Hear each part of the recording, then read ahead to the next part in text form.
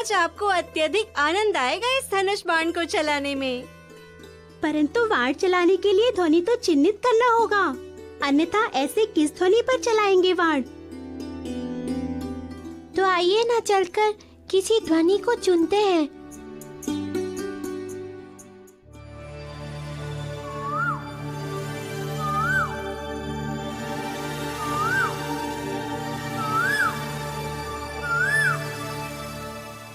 ये जो दूर से ध्वनि सुनाई दे रही है ना, इस पर चलाते हैं वाण।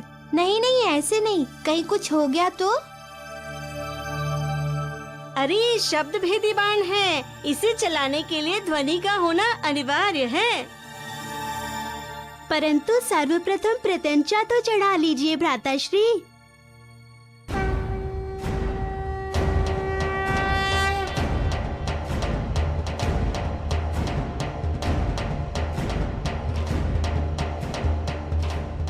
महारानी, आज बहुत समय से चारों पुत्रों को नहीं देखा, कहाँ है वो?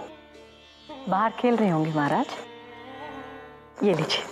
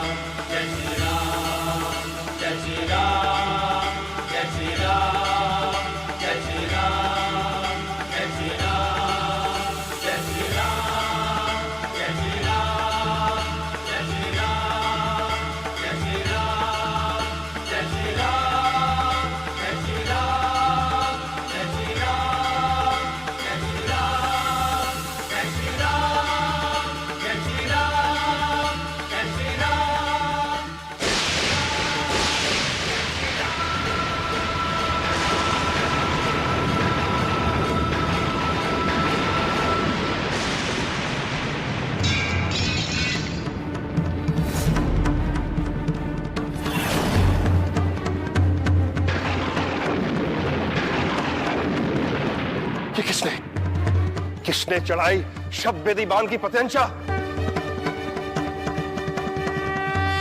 भ्राताश्री, ये वाण लीजिए।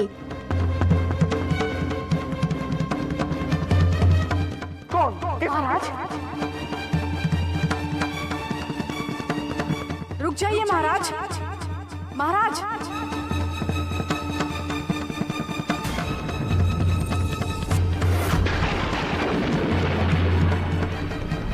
रुक जाइए महाराज। महाराज,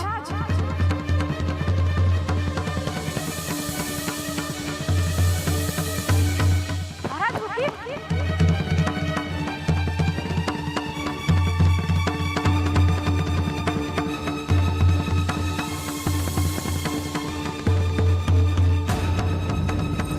रुक जाओ राम, रुक जाओ, रुक जाओ, रुक जाओ।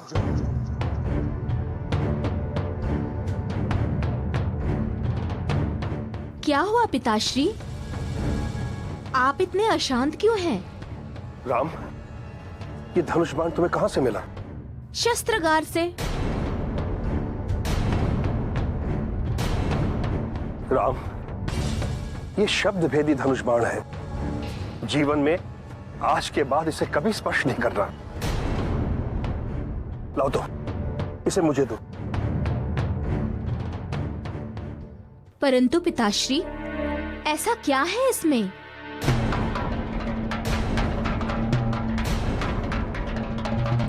राम, बस पुत्र, मात्र ये ध्यान रहे कि आज के पश्चात तुम इस धनुष बाण के विषय में कभी नहीं सोचोगे। केवल इतना जान लो पुत्र कि ये तुम्हारे पिता के जीवन का कलंक है। तुम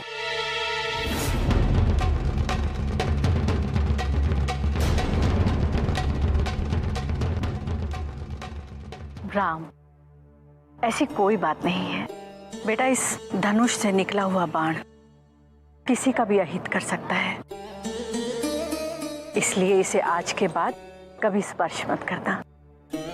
मुझे क्षमा कर दीजिए पिताश्री। मुझे ज्ञान नहीं था कि मेरे इस कृत्य से आपको कष्ट होगा।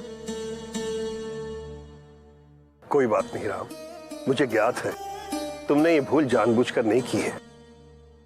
भूल तो हो जाती है पुत्र, अनजाने में, अज्ञानतावश एवं कभी कभी जिज्ञासावश।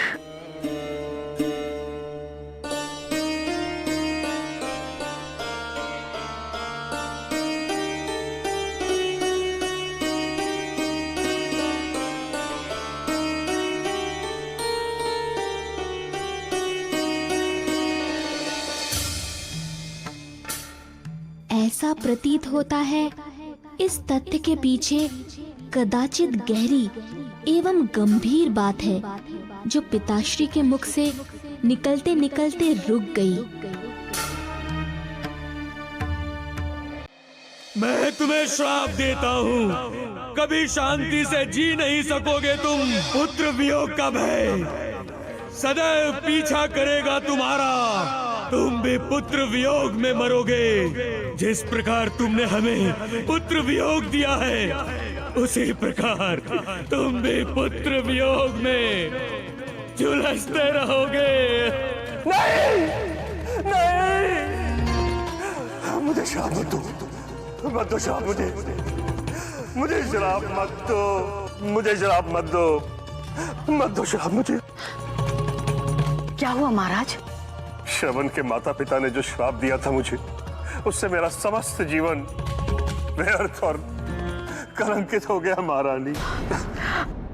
भूल जाइए महाराज, भूल जाइए उस श्राप को। एक दुखद स्वप्न समझकर भूल जाइए। कैसे भुला दूं महारानी, कैसे विस्मृत करो उस घटना को, कैसे? वो श्राप और यही धनुष और बाण दोनों मेरे समक्ष यथार्थ बनकर खड़े हैं। बार बार वो दिन और वो समय मेरे समक्ष आकर खड़े हो जाते। कैसे विसारूं वो दिन, कैसे महारानी, जब यही धनुष बाण लेकर मैं सरजू नदी के तट पर शिकार करने गया था।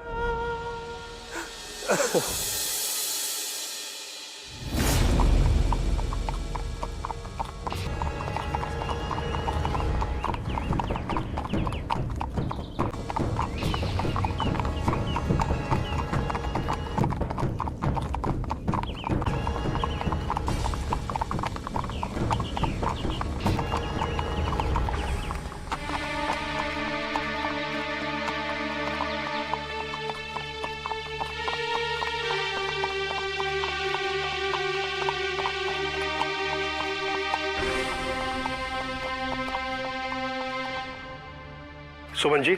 जी महाराज। अब आप सेना सहित यहीं रुकिए, अन्यथा हम शिकार नहीं कर पाएंगे। परंतु महाराज, आपके साथ किसी न किसी का होना अति आवश्यक है। तो है ना मेरे साथ ये शब्द भेदी धनुष बाण। अब आप लोग चिंता मुक्त होकर विश्राम कीजिए। हम आखेट से ऐसा शिकार लेकर आएंगे कि आप सब प्रसन्न और संतुष्ट हो जाएंगे।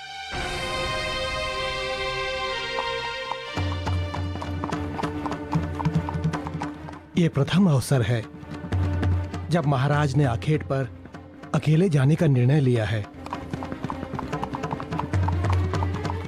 कदाचित कोई अनर्थ ना हो जाए।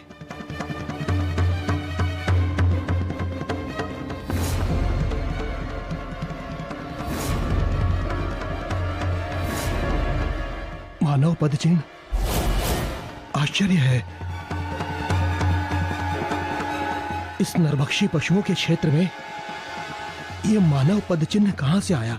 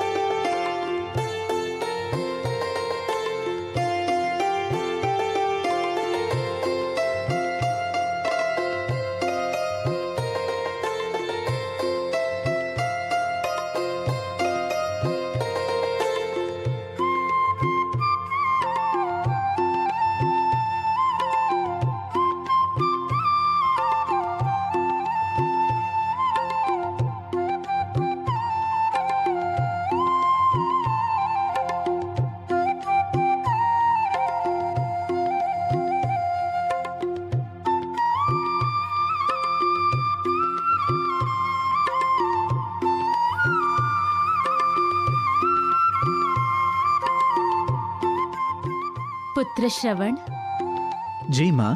अभी हम कौन सी नगरी में हैं? राजा दशरथ की नगरी में है माँ। सुना है वे बहुत ही प्रतापी एवं दानी राजा हैं। पुत्र, जी पिताजी। उनका कुल ज्ञात है तुम्हें? जी पिताजी, उनका कुल रघुकुल है।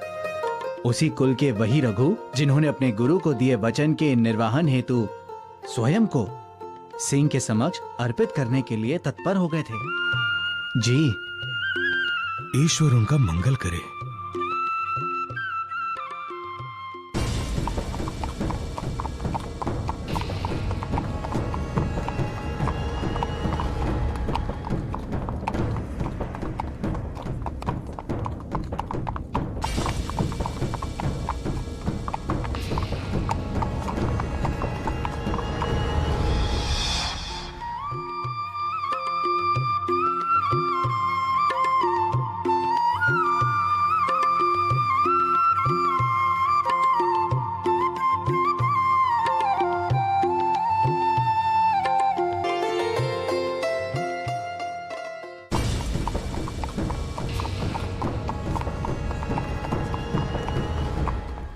पुत्र, जी पिताजी।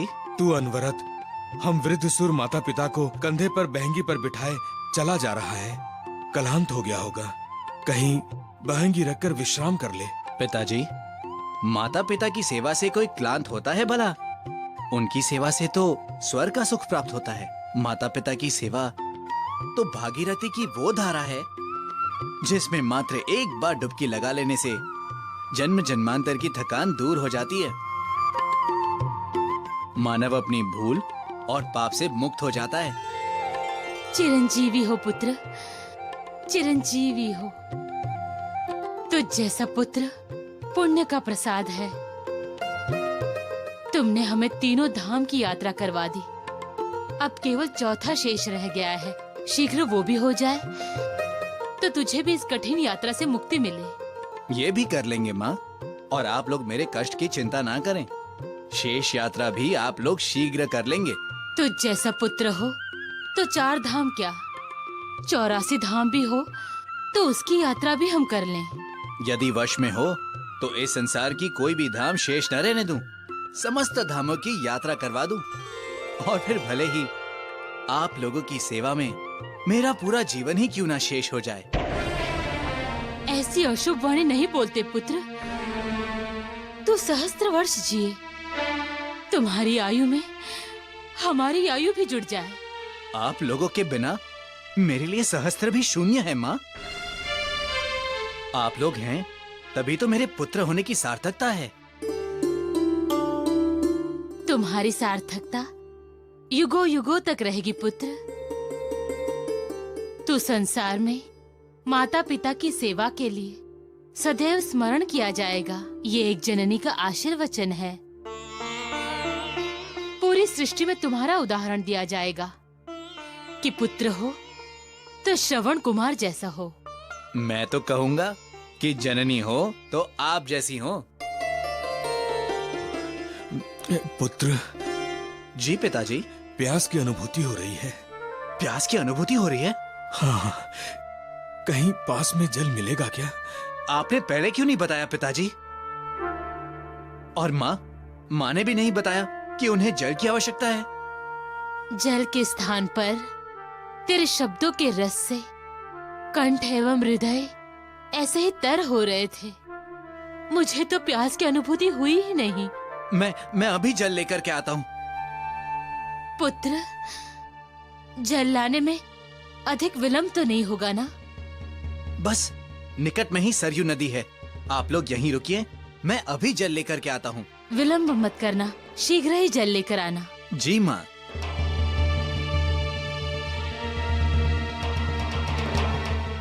शीघ्र ही आना पुत्र। जी पिताजी। पुत्र श्रवण, पुत्र श्रवण। किसे पुकार रही हो?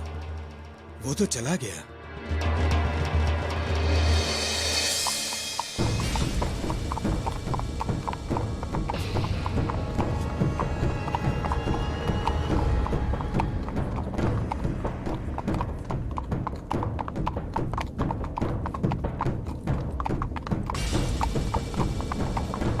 आज इस कांतार में ना तो कोई चित्रक दिख रहा है एवं ना ही किसी पशु के होने का बच्चा सुनाई दे रहा है। ना जाने आज के दिन का मुहूर्त कैसा है।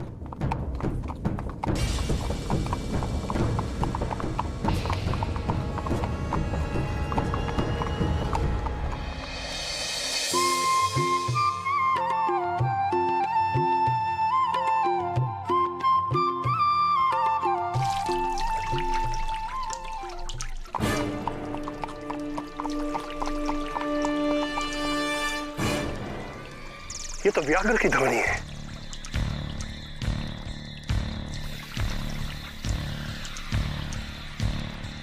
ऐसा प्रतीत होता है कि उस सरयू नदी के जल से अपनी प्यास तृप्त कर रहा है। आखेट का यही उचित अवसर है।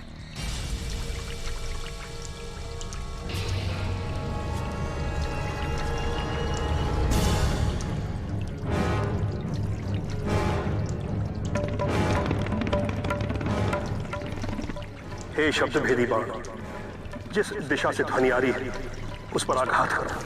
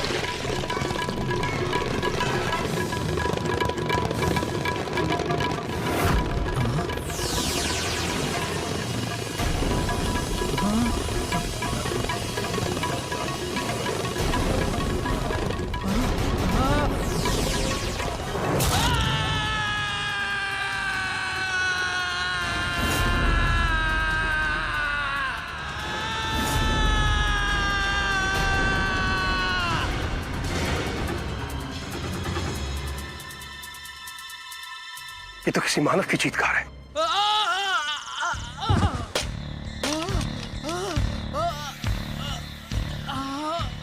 श्रवण कहाँ रह गया?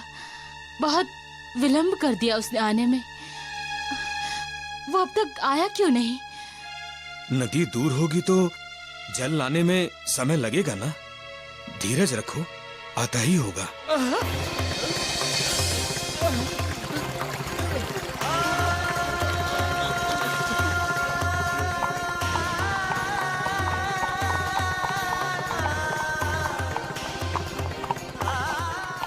किसने बाण चलाया? किसने आघात किया है मुझ पर? अब मैं अपने वृद्ध माता पिता के पास कैसे जाऊं? कैसे उन्हें जल पिलाऊं? कैसे उनकी प्यास तृप्त करूं? कोई है कोई इस निर्जन स्थान पर जो मेरी पुकार सुन सके? कोई है?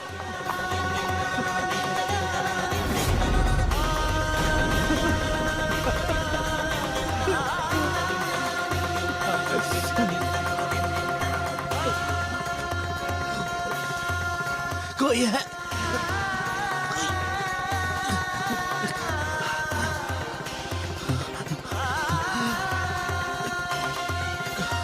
भाई, कौन हो तुम?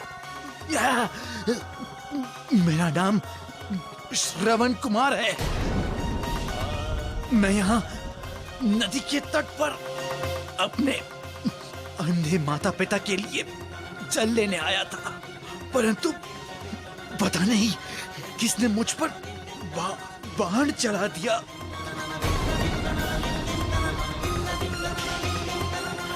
हे शब्द भेदी बाण, जिस दिशा से ध्वनि आ रही है उस पर आघात करो। अब मैं उनके पास कैसे जाऊं? वो प्यासे हैं। मेरे जल लेकर लौटने की प्रतीक्षा में होंगे।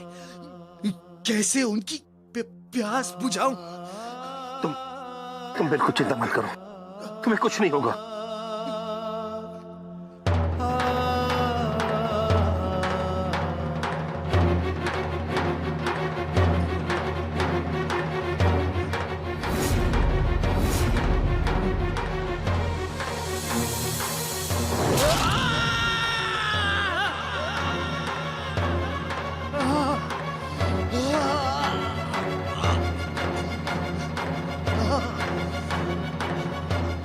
भाई, मेरा अंत निकट है,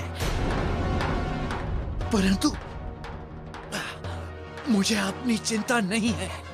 मुझे चिंता है तो अपने प्यासे माँ बाप की, जो ना तो देख सकते हैं और ना ही चल सकते हैं। वो असहाय वन में प्यास से बैठे हैं।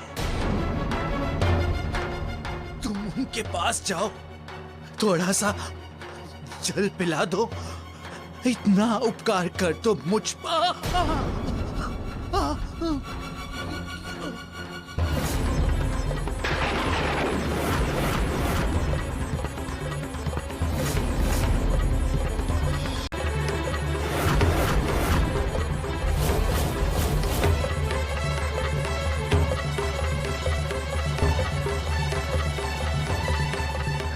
हे विधाता, ये कैसा अनर्थ हो गया मेरे हाथों, कैसा अनर्थ हो गया, कैसा अनर्थ हो। पता नहीं क्यों मेरा मन अनहोनी की आशंका से भयभीत हो रहा है। तुम अनावश्यक शंकालु हो रही हो। हमारे पुत्र ने कितने कष्टों से हमें 3 धाम की यात्रा कराई है, भला उसे क्या हो सकता है? फिर उसे इतना विलंब क्यों हो रहा है स्वामी?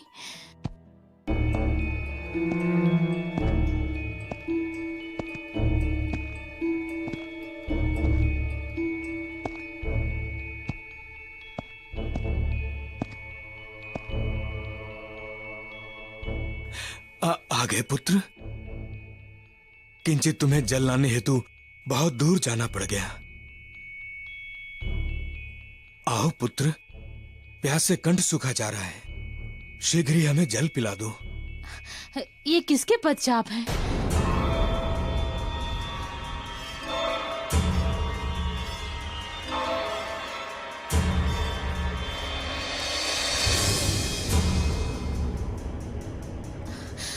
पुत्र श्रवण, श्रवण, तुम व्यर्थ ही व्यग्र हो रही हो। अपना श्रवण ना होगा तो अन्य कौन होगा?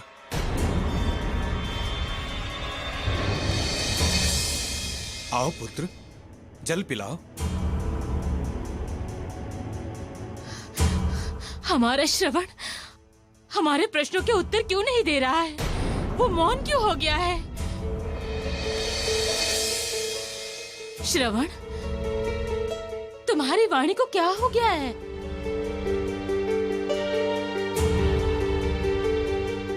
स्वामी, श्रवण तो निद्रा की अवस्था में भी हमारे प्रश्नों के उत्तर देता है। ये निश्चित ही कोई अपरिचित है। तुम पुत्र मोह में भ्रमित हो रही हो।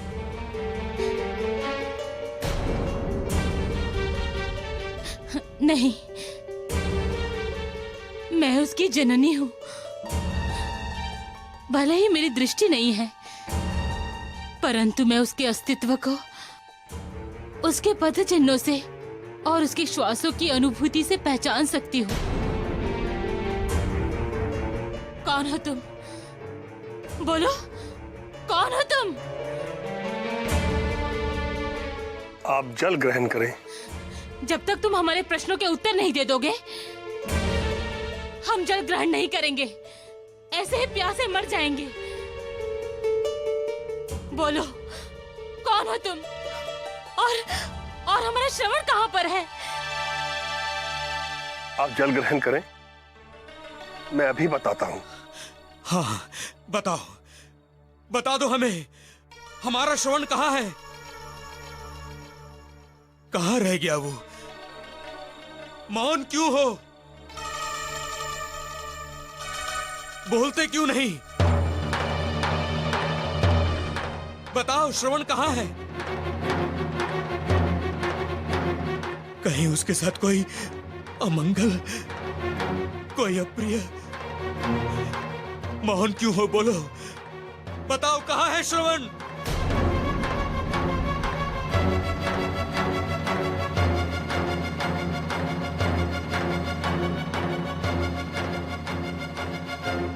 क्षमा करे देव, आपका पुत्र अब इस नश्वर संसार में नहीं है। मेरे ही हाथों आपके पुत्र की हत्या हो गई। मेरे ही हाथों आपके पुत्र की हत्या हो गई।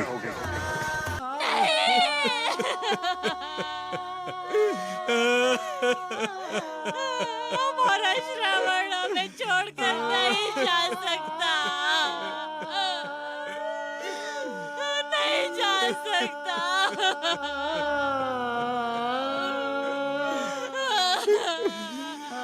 हे श्रवण, यह अनर्थ कैसे हो गया?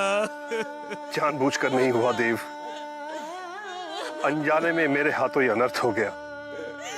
हमारा पुत्र हमें छोड़कर कदापि हमसे दूर नहीं जा सकता। उसकी मृत्यु नहीं हो सकती, उसकी मृत्यु नहीं हो सकती। इतनी कठोर यातना। देव हमारी इतनी कठिन परीक्षा नहीं ले सकते, नहीं ले सकते। उसके कहने पर ही आप दोनों की प्यास बुझाने हेतु ये जल लाया हूं। हत्यारे, विष क्यों नहीं लेकर आया? वृद्ध माता पिता के कंधे पर युवा पुत्र के शव का बोझ देकर जल पिलाने आया है तू। अरे निष्ठुर, निर्दयी, तुमने हमारी पुत्र की तो हत्या कर दी, अब उसी बाण से हमारे भी प्राण ले लो।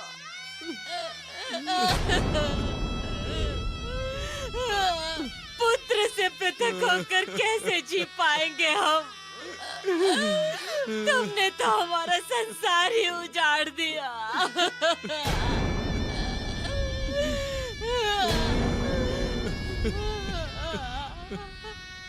इस अपराध का मैं तुम्हें दंड दूंगा, दंड दूंगा मैं तुम्हें। चाहूं तो मैं तुम्हें अपने तप और योग के बल से तत्क्षण भस्म कर दूं, परंतु मैं ऐसा नहीं करूंगा। कारण पुत्र वियोग की असहनीय पीड़ा की अनुभूति तुम नहीं कर सकोगे, जो हम वृद्ध अंधे माता पिता कर रहे हैं। अतएव मैं तुम्हें श्राप देता हूं।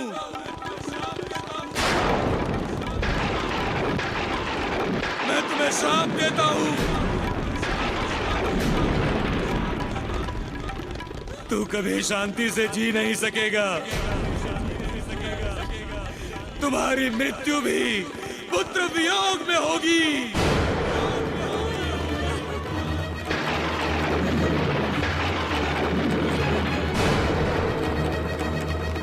जिस प्रकार तुमने हमें पुत्र वियोग दिया है, तुम भी उसी प्रकार पुत्र वियोग में झुलसते रहोगे।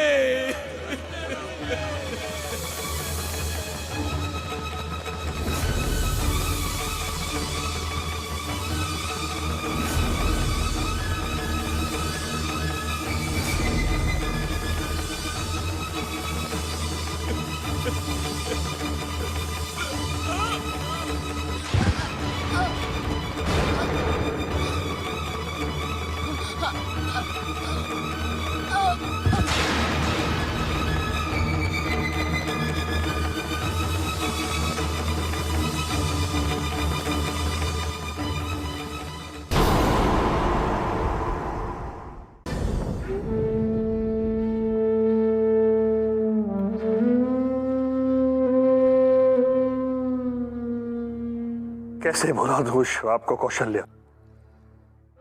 कैसे भुला दूं? पुत्र वियोग में प्राण त्यागते वृद्ध अंधे माता पिता को कैसे भुला दूं? कैसे झुठला दूं अपने अंतः में बैठे पुत्र वियोग के भय को? कैसे कौशल्या, कैसे? महाराज, अब व्यर्थ ही चिंतित हो रहे हैं। हमारे साथ कदापि ऐसा नहीं होगा। होगा महारानी कौशल्या, होगा। एक आहत माता पिता के मन एवं मुख से निकला श्राप कभी भी व्यर्थ एवं निष्फल नहीं हो सकता। नहीं हो सकता व्यर्थ एवं निष्फल, नहीं हो सकता व्यर्थ एवं निष्फल।